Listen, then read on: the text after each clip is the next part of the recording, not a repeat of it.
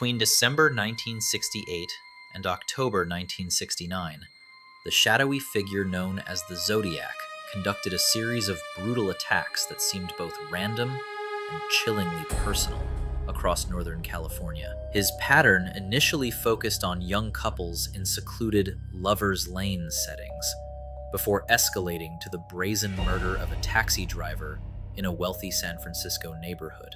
Investigators have only ever definitively linked him to 5 murders and 2 attempted murders, though he would later claim as many as 37 victims.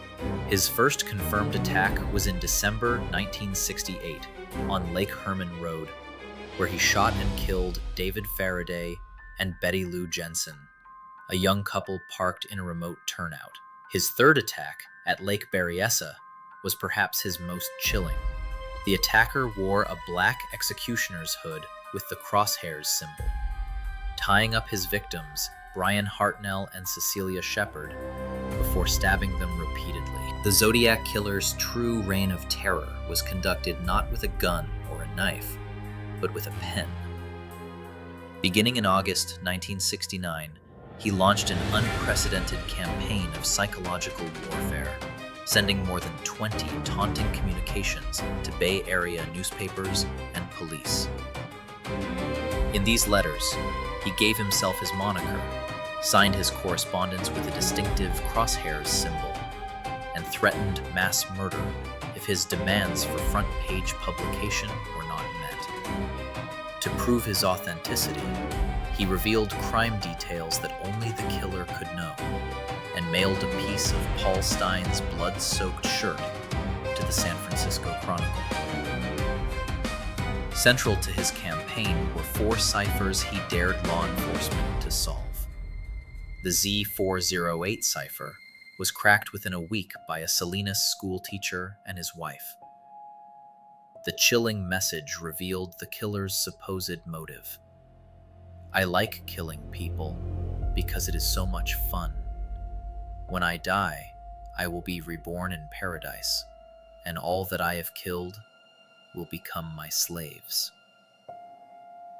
The more complex Z340 cipher, sent in November 1969, remained unsolved for 51 years, until an international team of private citizens finally cracked it in December 2020. The solved Z340 cipher echoed the same horrific theme. "I hope you are having lots of fun in trying to catch me. I am not afraid of the gas chamber, because it will send me to paradise all the sooner, because I now have enough slaves to work for me." His true innovation was his direct and sustained engagement with the media. He was not just a murderer. He was the architect of his own dark legend, transforming a series of local crimes into a national horror story. Despite one of the most intensive manhunts in American history, the Zodiac's identity remains a mystery. 2 names have consistently dominated the discussion.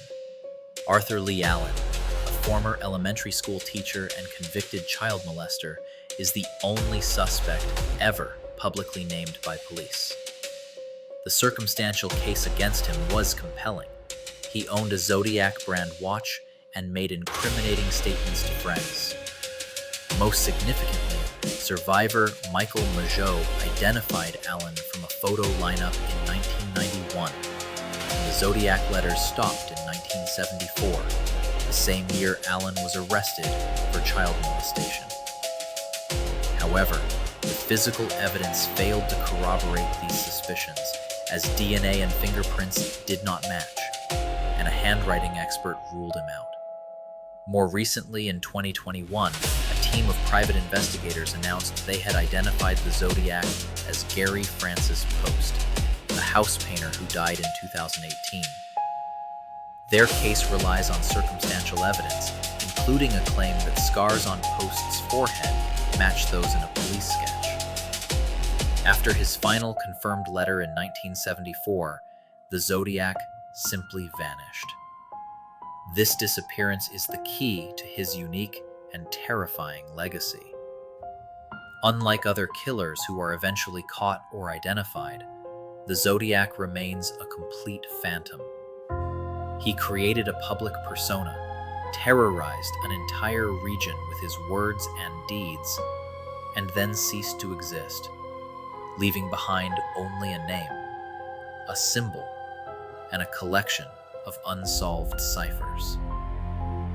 This unresolved narrative makes him an enduring symbol of faceless, intelligent evil that could truly be anyone, anywhere. The Zodiac Killer remains a unique horror, a murderer who masterfully turned the investigation into a game and the press into his co-conspirator. His legacy is the terror of the unseen, intelligent predator who simply chose to walk away. The question of the Zodiac's identity remains a chilling evidentiary void. But what do you think is the more terrifying legacy?